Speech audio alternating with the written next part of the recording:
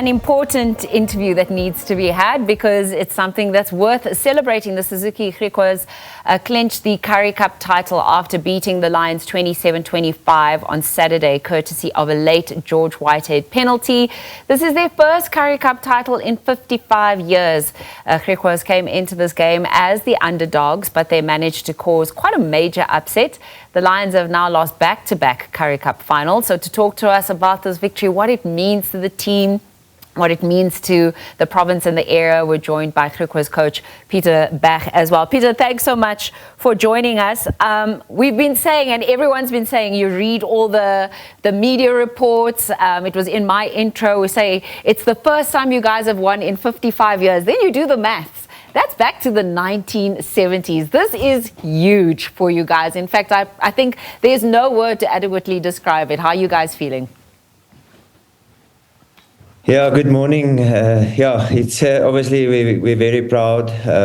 It definitely hasn't sunk in yet. You know, when it means a lot. It means so much to the people of the Northern Cape and especially to Kimberley. You know, when we came back Sunday by bus on the trophy, we were about 4 p.m. Sunday afternoon in Kimberley, and the stadium and the town was buzzing. You know, people were waiting for us. There were flags everywhere. People were wearing their Griquas clothing and hats, and it was just amazing to see. We never thought that this one will have this bigger impact in Kimberley. You know, people in Kimberley is talking about this is almost bigger than a World Cup win for the Springboks. The celebrations here in Kimberley. So it's incredibly proud, coach, and just so happy for everyone involved. I can totally understand that. My grandmother hails from Kimberley. I've been there, you know, a handful of times.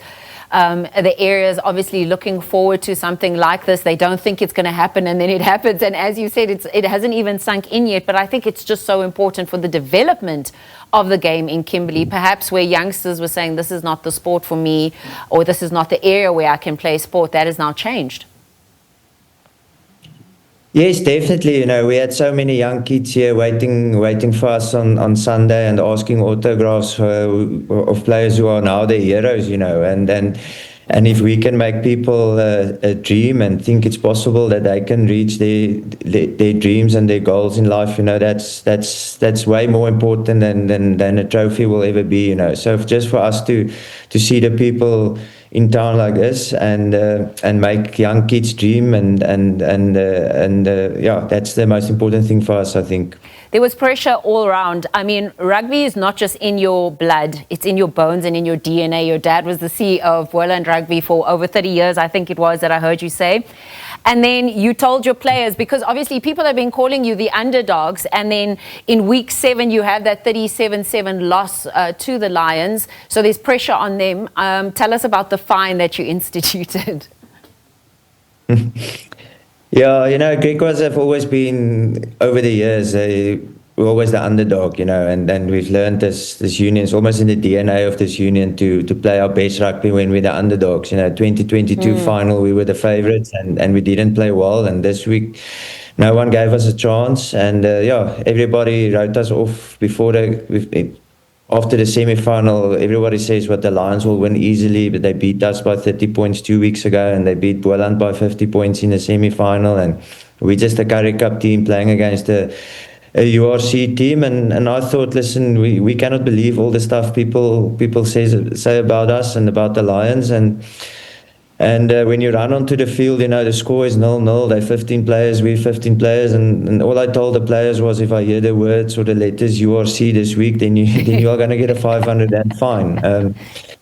We must focus on ourselves and make sure the main thing stays the main thing, and that is that we must pitch up and play to the best of our ability. And if we can put the Lions under pressure, then it doesn't matter how many URC caps or Springboks they have, they must then cope with the pressure. And that was the mindset the whole week. And I mean, that eye for rugby, that eye and attention to detail. You said you spotted the deliberate tackle immediately, and luckily the TV referee saw it as well. And there's no one else in the world or in world rugby to take that penalty than George Whitehead. Obviously, we're not getting to chat to him, but he must be absolutely elated as well as a veteran. Yeah, George, George said after the match that it was the biggest moment of his rugby career. He's played more than 150 first-class matches. He's been a stalwart for Griquas. He's one of our leaders in our team, our most experienced player. He actually practiced just one kick every day, and that was the penalty we got was on exactly that same place. That the only kick he practices. He never practices kicks from the touchline or other places. He understands his way of kicking, and he knows what he's doing, obviously. So you'll only ever see him practice one kick. So when we got that penalty, and that was on the spot, more or less on the same spot where George's practice is kicking his whole life. I was really confident that he would slot it. Yeah, so yeah, I'm just very happy for him. He's given his life for rugby. He's got a wonderful young family, and yeah, it's just wonderful that he got the reward at the end. Well, Pieter, we wish you the best. We know that you're going to take this and make sure that it's not another wait for 55 years, but that you guys can go from strength to strength and build on this as well. Enjoy the celebrations. Let it sink in before you start the hard work, because I know that's how you're probably wired as well. And thank you for taking the time out to chat to us on Morning Live as well. Thank you very much. Thanks for the opportunity. And that's where we'll leave it. As I mentioned, the first Currie Cup that went to the Griquas in 55 years, that's taking it all the way back to the 1970s. So congratulations to Pieter Bergh and his team there, George Whitehead, taking that final penalty as well.